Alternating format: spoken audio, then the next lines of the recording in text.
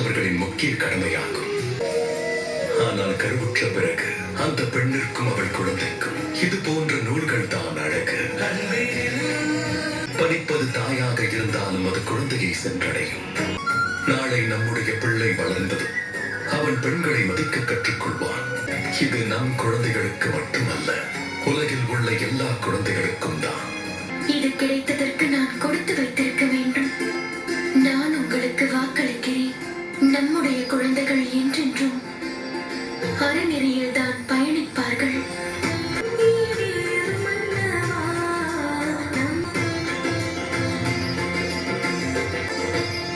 சீதா, என்னுடைய இந்த பரிசுக்கு பதிலாக நீ எனக்கு ஒரு பரிசை அளிப்பாயா? நேற்று நீ என்னிடம் கேட்க விரும்பிய கேள்வி, அதன் பதிலை கேட்க முடியுமா? காலத்தின் விளையாட்டை பார்த்தாய சீதா. அம்மா ஒவ்வொரு நொடியும் முன்னோடி இருக்க வேண்டும் என்று கட்டளையிட்டார்கள். ஆனால் உன்னை விட்டு செல்ல வேண்டியிருக்கிறது. எங்கு செல்ல போகிறீர்கள்? அரசனின் கடமையை நிறைவேற்ற என் ராஜ்யத்திற்காக யுத்தம் செய்கிறேன். சீதா, பாசகர்ணன் என்னும் அசுரன் அயோத்திக்குள் நுழைந்து விட்டான். ஆயுதத்தை ஏந்தியே ஆக வேண்டும். யாரிடம் நீதியும் நேர்மையும் கேடயமாக உள்ளதோ அவரை அநீதியால் தோற்கடிக்கவே இயலாது. அதோடு நாம் ஒன்றாக இருப்பதை பற்றி கூறினால், ஒரு அம்மா அப்பாவின் கடமை குழந்தையை எதிர்காலத்திற்கு தயார்படுத்துவதும் தானே. உங்களை பார்த்து கற்றுக்கொள்ளட்டும். இவன் அயோத்தி ராமனின் மகன்.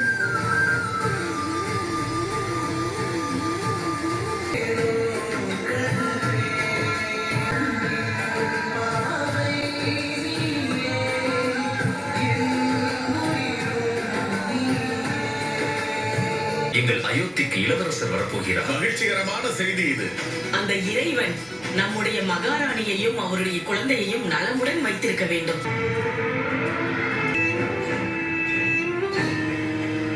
நன்றி ஐயா.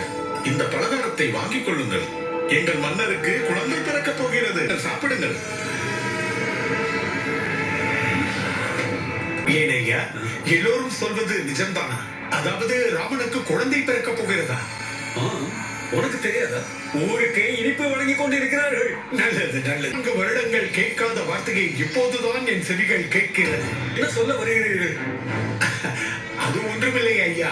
நான் என்ன சொல்ல வந்தேன் என்றால், கடந்த 14 வருடங்கள் எந்த செய்தியும் கேட்கவில்லை. இன்று என்னவோ வனவாசத்தில் இருந்து வந்தவுடன் இந்த நல்ல செய்தியை கேட்கிறோம். நீங்கள் சாப்பிடுங்கள், சாப்பிடுங்கள். எவன் சொன்னான்? அயோத்தியின் பெருமையை குறைப்பதற்கு வந்தவன் எவன்?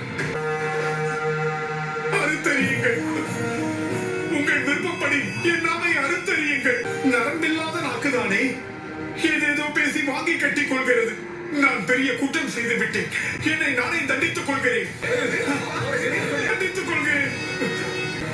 எனக்கு ராமன் மீதும் அயோத்தியின் மீதும் அக்கறை இருக்கிறது.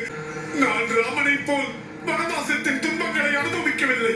நம் மகாராணி சீதையை போல் இலங்கையில் அந்த ராவணனின் கட்டுக்குள் இருந்து துன்பங்களை அனுபவிக்கவில்லை. உன்னுடைய கேள்விக்கான பதிலை ராமர் தான் தர வேண்டும். அவரிடம் தான் கேட்க வேண்டும். இங்கிருந்து சென்று இந்த கேள்வியை ராமனிடம் கேட்டு அவரையும் வசிக்கப்படுத்துவீர்களா? உங்களில் யார் அறவழியில் நடப்பவரோ அவரிடம் கேட்டு பாருங்கள். கோயிலில் உள்ள குருவிடம் தான் கேட்க வேண்டும். அவரிடமே சென்று கேட்பார்கள்.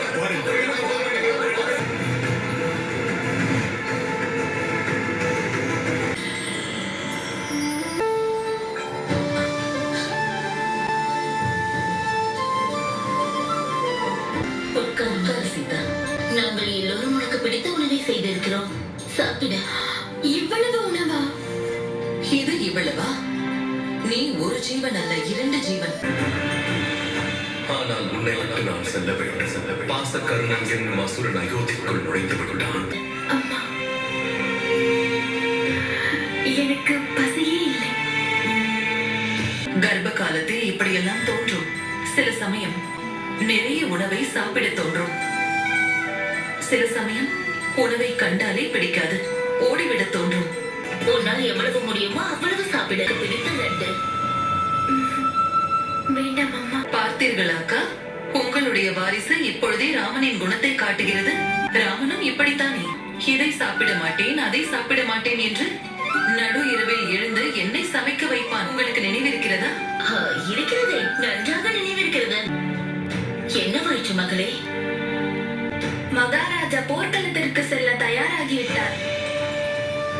உணவு செல்லாததற்கு காரணம் என்னவென்று புரிந்துவிட்டது. நீ இந்த நாட்டிற்கே ராணி. மன்னனின் கடமை நாட்டு மக்களை காப்பது. அந்த மன்னனை காப்பது ராணியான உன் கடமை.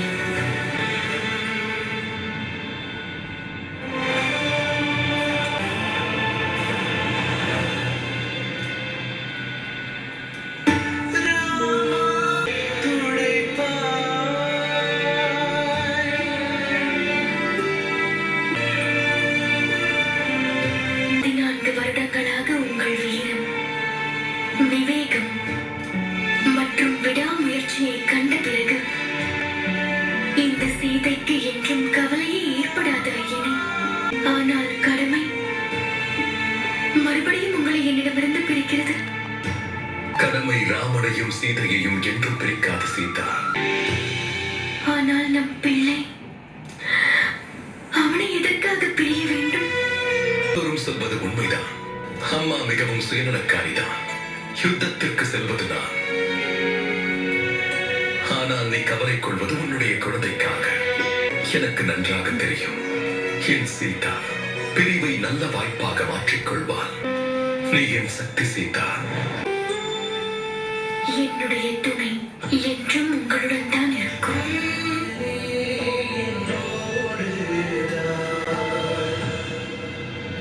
இன்னொரு விஷயம், இந்த யுத்தத்திற்கு நீங்கள் யாரை வேண்டுமானாலும்